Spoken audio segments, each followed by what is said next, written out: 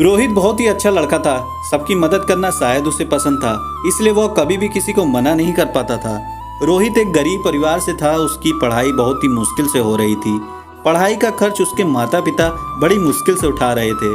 रोहित के पिता हर रोज मजदूरी पर चले जाते और रोहित की माँ किसी के यहाँ काम करती थी।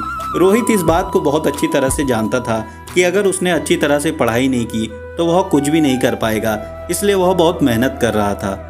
रोहित के 10वीं के एग्ज़ाम बहुत ही जल्द होने वाले थे। वह अपने एग्ज़ाम की पूरी तैयारी कर रहा था।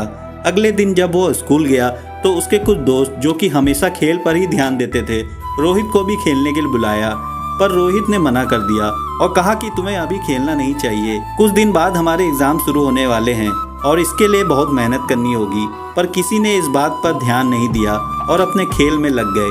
रोहित की क्लास में एक शोभा नाम की लड़की पढ़ती थी।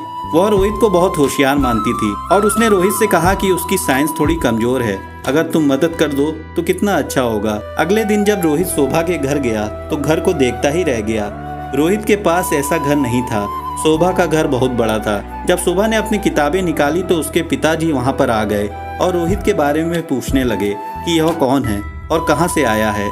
शोभा ने जब रोहित के बारे में बताया तो शोभा के पिता ने कहा कि अगले दिन ये यहाँ नहीं होना चाहिए और तुम्हें भी इससे मिलना नहीं चाहिए, और अगर तुम्हें कुछ समस्या है तो अपने लिए एक ट्यूटर को लगा लेना चाहिए, मगर कल से ये नहीं चलेगा। रोहित वहाँ से चला गया और फिर मिलने के लिए कभी तैयार नहीं हुआ। शोभा को भी बहुत बुरा लगा, मगर कुछ भी नहीं हो सकता था। शोभा रोहित को पसंद करने लगी थी।